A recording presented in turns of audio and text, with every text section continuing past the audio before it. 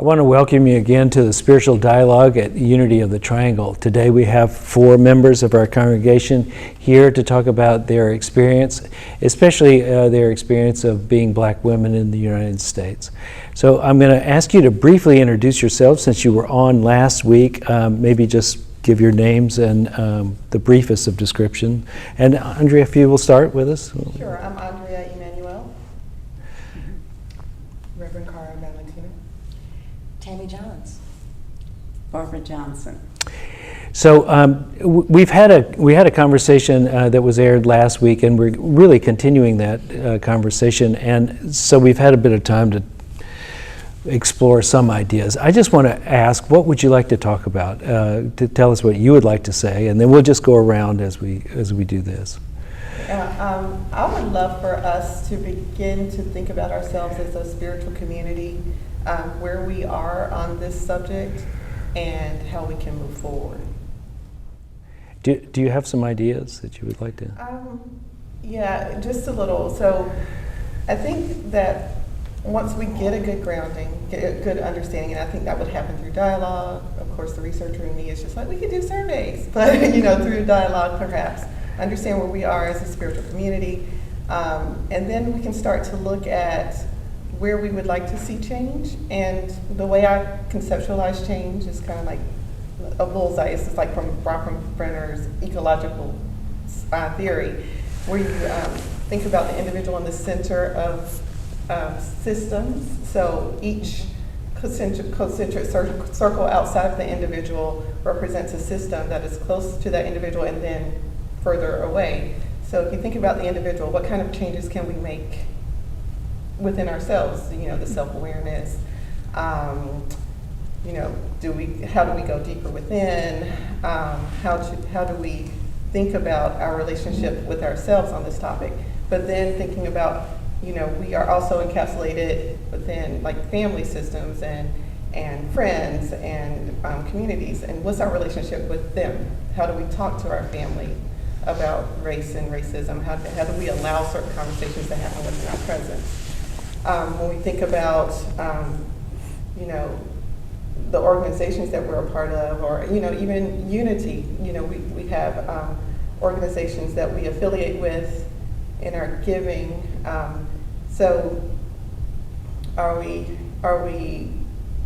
working with organizations that are simply, and I shouldn't say simply because that's not fair, there are immediate needs that need to be met, of course. So just for example, and I know the food bank is an amazing organization, but we give for the purpose of people eating, but are we also doing something, working with organizations that are trying to end the need for people to have to go to a food bank?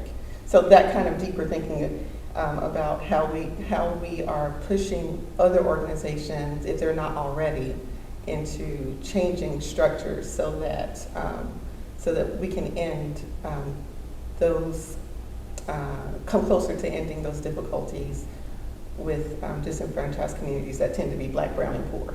So yeah, and also I just want to mention that a chronological system is like the furthest thing away from us. We think we can't really have any impact on that, but that's actually what's going on with these statues coming down. We're changing our relationship with history.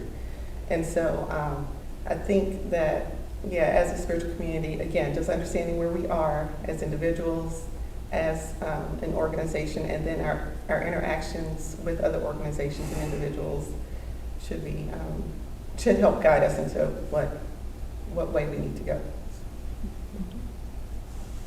Thanks, Andrea.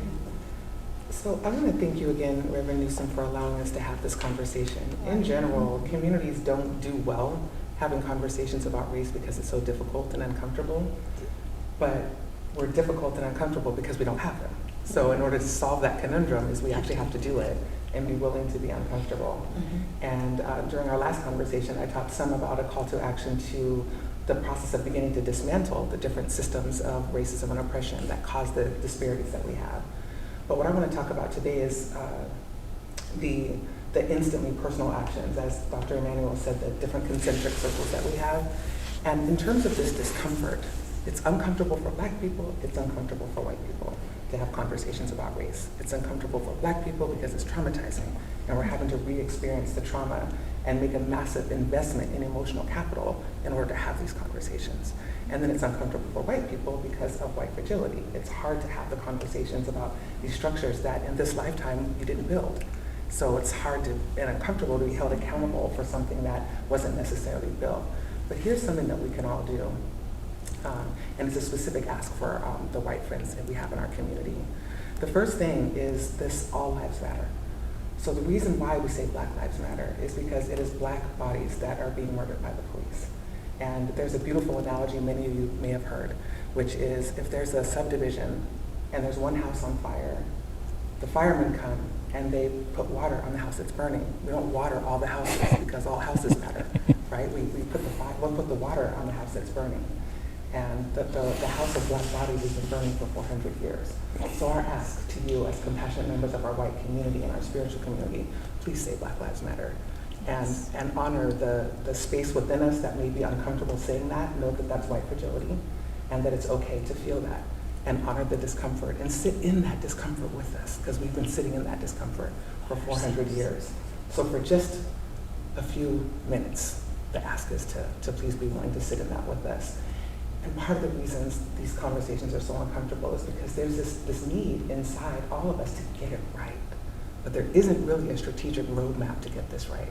Right? There's no strategic roadmap to make us better human beings other than what we're doing right now, is just to sit in a loving, safe space and have conversations from the heart. So if you, as a white person, are corrected by a Black person, maybe the Black person says, please say Black Lives Matter. Or maybe the Black person says, please call my hair locks and not dreadlocks. Just honor that. One of the best things to create a safe space for conversations on race is to just simply, if you're the white person that's being called into a loving conversation, is to just acknowledge that the mark was missed. Just apologize, thank the person for loving and trusting you enough to come to you and give you the feedback, and commit to doing better. That's it. When there's long conversations about your intent, we know that you're good people, we love you. All we want is just notice that the mark was missed and just apologize. So that's an instantly actionable thing, and I'm super grateful to be in this conversation. Thanks. I really want to piggyback on what the Reverend said, is that it brings up emotions when we have these conversations. And if you're a white person and it's bringing up emotions for you, then know that it is definitely bringing up emotions for us as well, because we're coming from this racialized trauma. And in the conversation we had earlier, I felt myself just really feeling the emotions bubble up, just hearing stories. And I mean, I was listening to the Reverend's story, and my sister is fair, and just remembering her experiences and remembering my experiences. And I had a conversation with my brother this morning. We were talking about all this, and we were just talking about just love conquers hate. And we as Black people, seem to be on that piece of loving and forgiving. And we grow tired. Mm-hmm. We grow weary. And so what we're asking is just balance that out a little bit.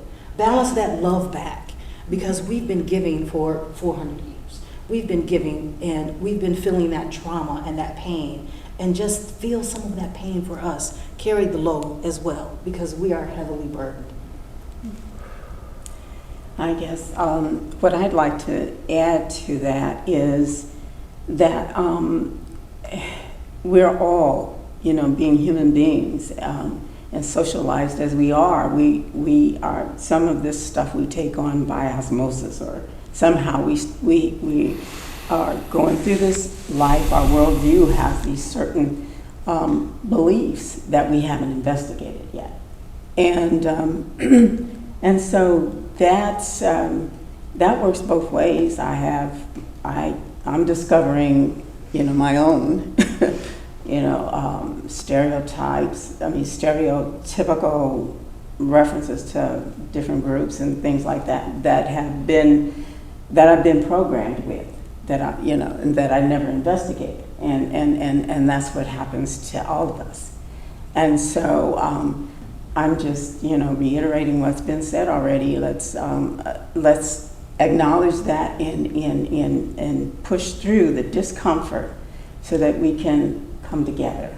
And I have to say, I'm pulling rank because I'm the oldest one here, And I was one of those in the 60s that I did drop a boulder on somebody's car after, you know, but, and so I've been in this fight for a long time. But I have to say that this is the first time that I've ever felt like something might change. Yeah. You know, there's been other false hopes, you know, at different times, but this time it's really strange. It's different. And I don't want to believe it and trust it, but you know, you just kind of got to wait and see. But it blows me away to see all of those different, I mean, even South Korea was out there marching Black Lives Matter and stuff. And I mean, and this is something new. I've never experienced this before. Well, I want to So- say thank you for the work you did, the foundation that you laid. Because I know plenty of people in your generation who did not. So thank you. Well, thank you. I was, yeah, a little bit militant. But after a while, you just kind of, you know, you see that it gets you nowhere or gets you in trouble.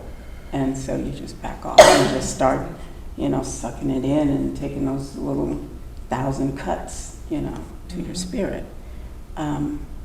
But yes, I feel hopeful, and so hopefully, you know, this is really happening. Maybe something is going to change this time.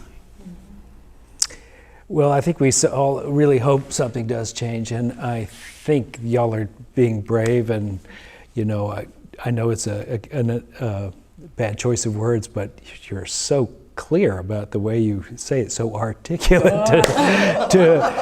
And every word you have said has meant something, and there was no ums or what I don't know, you know. So thank you very much for being clear and to the point, and able to say, I know. I just did it just for fun, just to know that we're on the same page. I hope you think I'm on the same page with you. So anyway, I just wanted to suggest a tool that anybody can access if you have a computer. There's an online help. Assessment? Yeah, Assessment. It's the Illicit Association Yes. test. Harvard Implicit Association. Harvard, yes. Illicit? Put Harvard out there. Implicit. implicit. Implicit, yeah. And you can, and it covers, you know, all kinds of topics. But, you know, the race option is there, but there are a lot of things that you can take this assessment, and you get feedback to enlighten you as to what, you know, prejudices you may be harboring. And so I'm just conscious that we have such a short window here, and I want to say that, you know, one of the things that I think that was new for me in particular was the emotional price of conversation around this. That it does bring up the trauma, and then you have to deal with that even as the conversation is going on, and I think for those of us who are very light-skinned like myself, we need to be aware of that. And also men for women, you know, that many times women have had more trauma than men also, and when we ask about it, it seems like you should be able to just buck up and say it, you know, but it's not the case. It involves a whole emotional capital, to borrow your word. And so thank you for spending your capital with us. It's been really true that the world has been stacked against people of color, and hopefully it will change this time. So thank you very much. Do you need to say anything before we go? And if not, I'm going to ask Cara to lead us out with a prayer. Thank you. So let's close our eyes. Breathe into the center of our being, where we feel a warm, radiant light, bright as the central sun. We feel this light spreading throughout our being. And we allow this light to touch the parts of us that may have been hurt by this conversation, that have been hurt by hundreds of years of trauma. We touch these spaces gently and enfold them in this infinite light of God's divine love that shines in us always. And we surrender these hurting and unhealed places to the blessing of this infinite love and hold these spaces within us gently with compassion, knowing that suffering held gently with compassion over time is transmuted into the infinite love from divine source. We allow this truth to spread throughout our being, to hold us and comfort us. In this space of oneness, this safe space of conversation, we offer our gratitude for this opportunity to be in circle with each other, talking about such a difficult topic that affects all of our humanity. And we offer our humanity to the infinite love that conquers all, and hold this as an irrefutable truth. And we allow this to be our predominant energy signature in this moment and going forward. We thank love for being the truth about us, and we thank God for this opportunity. For this we give thanks, and so it is. Amen. And Ashe. Thank you, Cara. And thank you all again. I just want to say that if this COVID-19 brings us any blessings, perhaps it is this, that we have learned to be more sensitive to each other and to see that we're all in this together, even when we have practiced not being so. So, thank you.